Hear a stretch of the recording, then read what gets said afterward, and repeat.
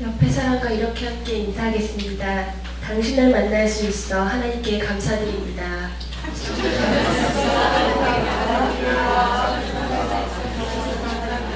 저 은지도 좀 해주세요.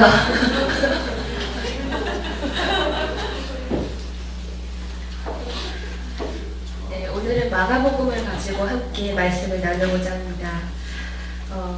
아이들에게 요즘 좋아하는 만화 뭐냐고 물어보면 또봇이나 스파이더맨처럼 주인공이 이렇게 변신하는 만화를 굉장히 좋아합니다. 제가 어릴 때도 세일러문이나 웨딩 피치, 파워레인저, 백터맨 등 그런 유의 그 만화들이 참 인기가 있었습니다. 제가 좀 더 찾아보니까 더 옛날로 가면 마스크맨, 바이오맨, 후리쉬맨 등 변신 만화도 나름 전통과 계보가 있습니다. 변신 만화들의 주인공 복장은 딱 붙는 그 타이즈 옷에 철가방 아저씨도 울고 갈 그런 커다란 헬멧 또는 그런 가면을 하고 나옵니다. 일상에서 입고 다니기 진짜 민망한 패션입니다. 그런데도 불구하고 아이들은 그 시리즈마다 주인공의 옷을 따라서 입으면서 포즈를 취합니다. 그 옷을 입으면 자신도 그 주인공처럼 그 악당들을 물리칠 수 있을 것 같고 또 왠지 그걸 입는 순간 그 사람과 친해진 것 같은 느낌을 받기 때문이 아닐까 생각합니다. 그런데 이런 아이들의 모습을 보면서 꼭 어린이라서 그러는 것이 아니라 인간이 가지는 기본적인 심리가 아닐까라고 생각합니다. 왜냐하면 남들과 다른 능력 또는 비범함, 특별함을 가진 사람을 보면 부럽고 또 친하게 지내고 싶고 왠지 그 사람을 내 측근에 두고 싶은 마음이 생기기 때문입니다. 오늘 읽었던 열왕기하에서 엘리사가 그랬고 마가복음의 베드로와 제자들도 비슷한 마음이었습니다. 그러나 하나님의 일을 생각하시는 예수님께서는 인간적인 우리와 달랐음을 마가복음을 통해서 볼 수 있습니다. 오늘 읽었던 마가복음 9장 2절 이하를 보면 이제 예수님께서 베드로와 야고보, 요한을 데리고 높은 산으로 올라가십니다. 예수님의 뒤를 따라서 제자 셋이 열심히 이렇게 따라가고 있었는데 갑자기 멈춰선 예수님의 옷이 변하기 시작했습니다. 그 모습이 얼마나 신비했는지 어느 누구도 그렇게 빨리 할 수 없을 거라고 성경은 기록하고 있습니다. 이 놀라움이 끝나기가 무섭게 이 놀라움이 끝나지 않았습니다. 유대에서 최고의 인물로 손꼽혔던 모세와 엘리야가 예수님과 함께 서 있는 것입니다. 꿈인지 생시인지 두려기까지 했던 베드로는 횡설수설하며 이렇게 말합니다. 선생님, 저희가 여기서 지내면 얼마나 좋겠습니까? 여기에 초막 셋을 지어서 하나는 선생님을 모시고 하나는 모세를, 하나는 엘리야를 모셨으면 좋겠어요. 그런데 그때 베드로의 그 말이 끝나기 무섭게 구름이 그들을 덮더니 음성이 들렸습니다. 이는 내 사랑은 그의 말을 잘 들어라. 한편의 영화처럼 이 모든 일들이 휘리릭 지나가고 나서 정신을 차렸을 때에는 예수님과 제자들만 남아있었습니다. 제자들은 아주 흥분된 상태로 예수님을 멀뚱멀뚱 쳐다보고 있었습니다. 그러나 예수님은 아주 차분하셨습니다.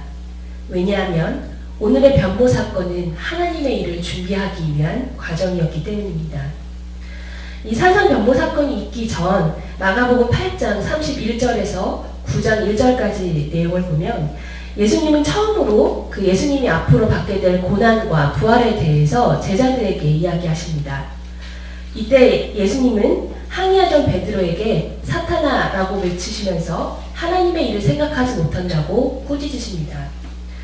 그리고 엿새 후에 예수님은 이 변신 만화의 주인공처럼 전과 다른 모습으로 바뀌셨지만 세상에서 말하는 그런 능력으로 하나님의 일을 준비하지 않으셨습니다. 분명 전능하신 하나님의 아들이셨지만 그는 하나님의 방법으로 구원을 준비하셨습니다. 그러나 제자들이 경험한 이 변모 사건은 여전히 하나님의 아들, 능력 있는 구세주로 생각하게 했습니다. 심지어 베드로는 예수님께 꾸짖음을 받았음에도 불구하고 여전히 영광스러운 예수님의 모습에 빠져 지냈던 것입니다. 이런 안타까운 제자들에게 예수님의 말씀을 상기시켜 주듯이 음성이 들렸던 것입니다. 그의 말을 잘 들어라. 베드로와 제자들이 잘 들어야 할 예수님의 말씀이 무엇이었을까요? 주보 10쪽에 있는 말씀을 함께 읽었으면 좋겠습니다. 마가복음 8장 29절에서 32절 앞절까지 말씀입니다. 네, 주보 10쪽에 있는 말씀 함께 읽겠습니다. 그러면 너희는 나를 누구라고 생각하느냐 하고 예수께서 다시 물으시자 베드로가 나서서 선생님은 그리스도이시다 하고 대답하였다. 그러자 예수께서는 자기 예를 아무도 하지 말라고 단단히 강조하셨다. 그때 비로소 예수께서는 하나님의 아들이 반드시 많은 고난을 받고 버리는 자들에게 한나라 그들의 손에 죽었다가 사흘 만에 다시 살아나게 될 것임을 제자들에게 가르쳐 주셨다. 예수께서는 이 말씀을 명백하게 하셨던 것이다. 바로 예수님께서 그리스도시며 고난을 받아 죽었다가 다시 부활하실 것이라는 말씀을 잘 듣고 기억하라는 것이었습니다. 또한 이것은 기독교 신앙의 기본이요 믿음의 고백이며 핵심입니다. 그런데 우리는 무엇을 듣고 무엇을 기억하고자 합니까? 성경에서 말하는 무엇을 듣고 또 그 어떤 것들을 기대해서 이 자리에 모이고 계십니까? 성경에서 언급하는 그런 윤리적인 것들이나 또는 신앙인으로서 해야 되는 행동 지침들은 어쩌면 부차적인 것일지도 모릅니다. 예수님께서 하나님의 아들이시고 나를 위해 십자가에 달려 돌아가셨다가 사흘 만에 다시 부활하셔서 우리와 함께 계신다는 이 고난과 부활의 믿음이 있기 때문에 우리는 성경에서 말하는 그런 윤리적인 부분을 실천할 수 있는 것이며 또 신앙을 유지하기 위한 방법들이 우리에게 받아들여지는 것입니다. 이 믿음에 대한 확신이 우리에게 있어서 먼저 일어나야 합니다. 예수님의 고난과 부활에 대한 믿음의 확신 없이 그리스도인이라고 말하기 어렵습니다. 마가복음 1장 1절은 하나님의 아들 예수 그리스도의 복음의 시작이라고 합니다.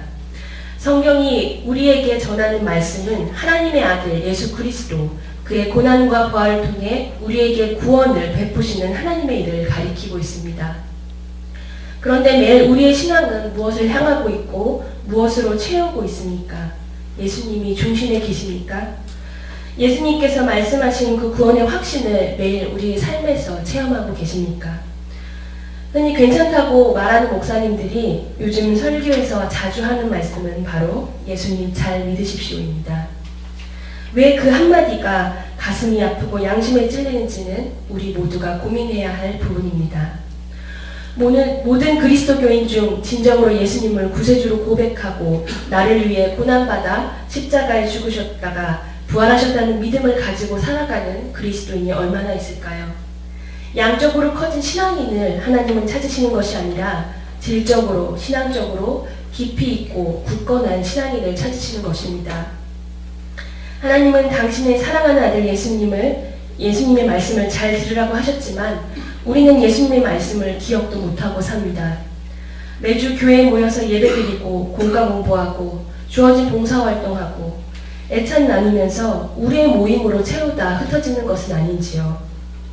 목적과 핵심을 놓쳐버리는 순간 전혀 다른 것이 되어버릴 수 있습니다. 주일 예배를 지키고 교회 봉사를 하고 아는 성경 지식을 나누는 것이 우리가 하는 신앙생활의 전부가 아닙니다. 함께 믿음의 고백을 확고히 하고 각자의 삶에서 경험한 그 신앙의 체험을 나누면서 이 세상 속에서 예수님이 진정한 구원이시고 하나님만이 우리의 진정한 진리가 되신다는 확신을 다지는 것이 우리 공동체 안에서 있어야 합니다.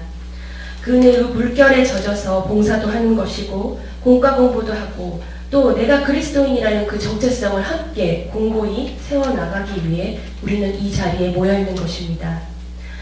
이화교회 교회 여러분, 예수 그리스도께서 나를 위해 죽으셨음을 믿으십니까?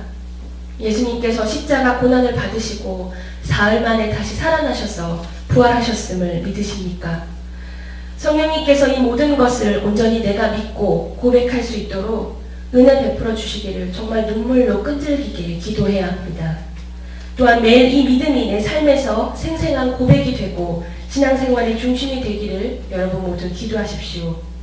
이 믿음의 확신이 없다면 다가오는 성회 수요일을 시작으로 맞이할 사순절은 우리에게 남의 이야기가 될 뿐입니다. 화려하게 영광의 모습으로 변모하셨던 그날 제자들은 예수님의 영광의 모습에 빠져 있었지만 오직 우리를 위해 십자가의 길을 준비하셨던 예수님이십니다. 바로 사순절은 우리 한 사람 한 사람을 구원하기 위해서 십자가를 선택할 수밖에 없었고 고난을 선택할 수밖에 없었던 바로 그 예수님을 기억하고 참여하는 기간입니다. 우리 한 사람 한 사람을 사랑하셔서 그 고난을 택하셨던 하나님의 아들 예수 그리스도를 믿으십시오. 하나님의 일을 위해 죽으셨지만 부활하셔서 우리에게 찾아오시는 그 예수님을 여러분은 함께 믿으시기 바랍니다. 저와 여러분에게 이 믿음의 고백이 신앙의 중심에 든든히 서서 저희도 정말 예수 그리스도께서 나를 위해 죽으셨다는 것에 눈물 흘리고 부활하셔서 찾아오셨다는 것에 소망을 가지고 살아가기를 원합니다. 이 일을 위해 성령님께서 인도해 주시길 바라며 이 말씀 증언했습니다.